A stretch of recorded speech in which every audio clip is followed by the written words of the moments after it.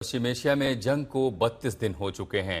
उधर Donald Trump ने अपने इरादे जाहिर कर दिए हैं। डोनाल्ड ट्रंप ने दुनिया को बता दिया है कि वो ईरान का तेल अपने नियंत्रण में लेना चाहते हैं। इसके लिए अमेरिका ने ईरान के खार द्वीप पर कब्जे का पूरा प्लान तैयार कर लिया है। ट्रंप के ताजा बयानों ने दुनिया को चौंका कर रख दिया है।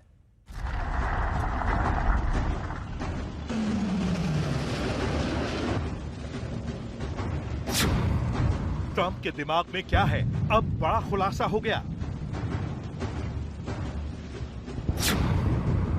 परमाणु हथियार या ईरान का तेल, ट्रंप क्या चाहते हैं?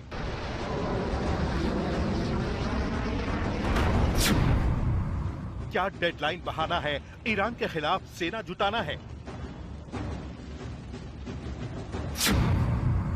टारगेट पर ईरान का खार द्वीप, ट्रंप का प्लान 50,000।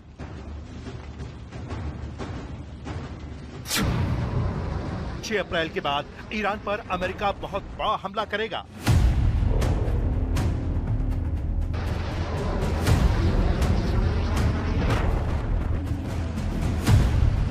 ईरान के पावर प्लांट्स और ऊर्जा ढांचों पर सबसे खतरनाक हमले और पूरे ईरान को अंधेरे में ढकेलने वाली ट्रंप की डेडलाइन अभी जारी है। जी हां, ट्रंप ने 6 अप्रैल की रात 8 बजे तक इसकी मियाद रखी है, लेकिन इस डेडलाइन के बीच में डोनाल्ड ट्रंप ईरान के खिलाफ कुछ ज्यादा ही विस्फोटक हो रहे हैं। जब ईरान ने हुर्मुज़ स्ट्रेट को हाईजैक करके दुनिया का तेल गैस रोक रखा है, अब ट्रंप ने एक बहुत बड़ा बयान दिया है। जी हां, ट्रंप ने कहा है कि वो ईरान का तेल अपने कंट्रोल में लेना चाहते हैं। फाइनेंशियल टाइम्स को दिए इंटरव्यू में अमेरिकी राष्ट्रपति ने कहा है कि सच कहूं तो मेरी पसंदीदा चीज है ईरान का तेल लेना। इस पर कब्जे के लिए अमेरिका के पास कई विकल्प हैं। अमेरिका में कुछ लोग कहते हैं आप ऐसा क्यों कर रहे हैं, लेकिन वो बेवकूफ हैं। तो क्या 1 महीने तक जंग लड़ने के बाद ट्रंप के मुंह से वो सच निकल गया है जिसे उन्होंने पूरी दुनिया से छिपा कर रखा? क्या ट्रंप का इरादा ईरान में सत्ता परिवर्तन और ईरान के परमाणु हथियार नहीं है? क्या ट्रंप की नजर सिर्फ और सिर्फ ईरान के तेल भंडार पर ही है? ट्रंप ने संकेत दिया कि इस कदम में खार द्वीप पर कब्जा शामिल हो सकता है।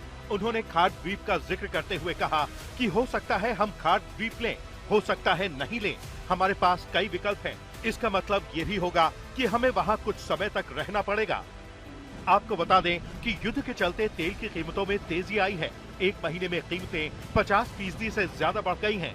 सोमवार सुबह ब्रेंट क्रूड की कीमत बढ़कर $116 प्रति बैरल हो गई, जबकि 28 फरवरी को ईरान पर हुए अमेरिका इजराइल हमले के पहले कच्चे तेल की कीमत $72 प्रति बैरल के आसपास थी।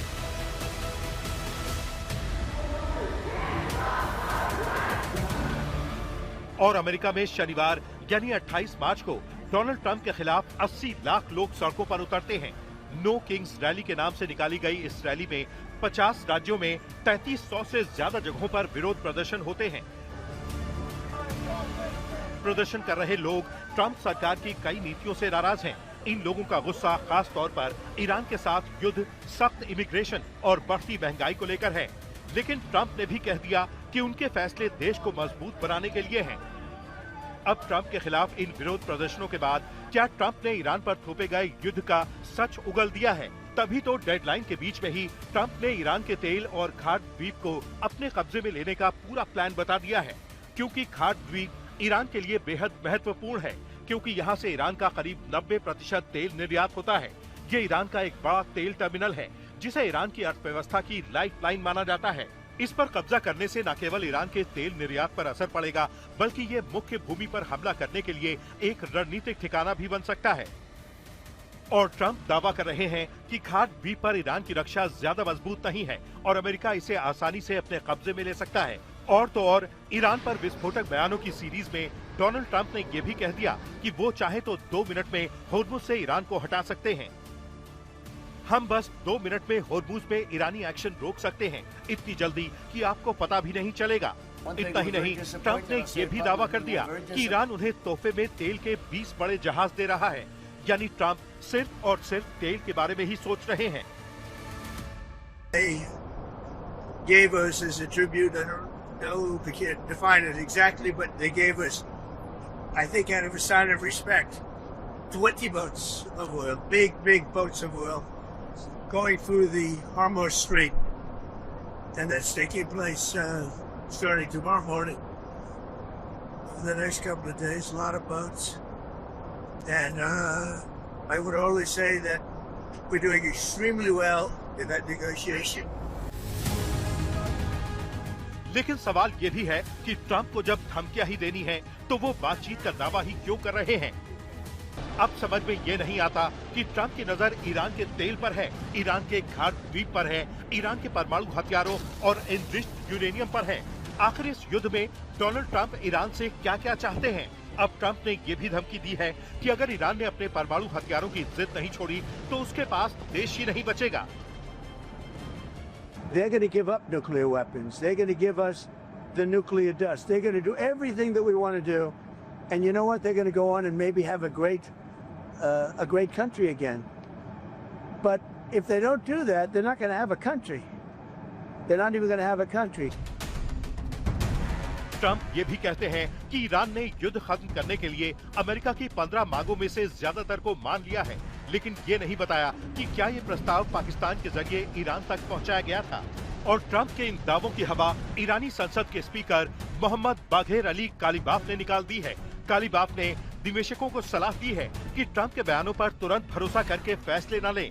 जब अमेरिकी बयान से बाजार तेजी से ऊपर नीचे हो तो उसी दिशा में चलने के बजाय उल्टा सोचकर कदम उठाना बेहतर हो सकता है। कालीबाफ ने कहा कि ट्रंप के बयान का फायदा बाजार के बड़े खिलाड़ी उठा रहे हैं। ट्रंप ने 22 मार्च को कहा था कि ईरान के साथ अच्छी बातचीत और उसके एनर्जी ठिकानों पर हमले टाल दिए गए हैं। इससे बाजार में राहत आई, अमेरिकी शेयर बाजार चढ़े और तेल की कीमतें गिर गई। यानी सीधे सीधे ट्रंप के विस्फोटक बयानों को ईरान बाजार से जोड़ रहा है और ये भी डंके की चोट पर कह रहा है कि अमेरिका और ईरान के बीच कोई सीधी बातचीत नहीं चल रही है। ईरान की तरफ से ये भी कहा गया है कि जंग कब खत्म होगी, अब ये ईरान तय करेगा। ये हमारी जंग है और हम तब तक जंग नहीं रोकेंगे जब तक ट्रंप और नेतन्याहू को सबक नहीं सिखा देते। ईरान की इतनी बड़ी चेतावनी के बाद भी ट्रंप दावा कर रहे हैं कि उन्होंने ईरान में सत्ता बदल दी है, जबकि सच ये है कि ना तो ईरान झुक रहा है और ना ही ईरान के हमले रुक रहे हैं। ईरान ने हाल ही में इजराइल के दक्षिणी शहर बीरशेबा के पास एक इंडस्ट्रियल इलाके में हमला किया, जिसमें एक केमिकल प्लांट को निशाना बनाया गया। ईरान के हमले में सऊदी अरब के प्रिंस सुल्तान एयरबेस पर खड़ा अमेरिका का बोइंग E-3 सेंट्री विमान तबाह हो गया। ये विमान early warning and control system अवॉक से लेस है, जो दुश्मन की मिसाइलों और विमानों को सैकड़ों मील दूर से ही ट्रैक कर लेता है। अमेरिका के पास फिलहाल इस कैटेगरी के 16 विमान ही बचे हैं। एक भी विमान को खोना अमेरिकी वायुसेना की निगरानी क्षमता के लिए बहुत बड़ा नुकसान है। आज तक ब्यूरो।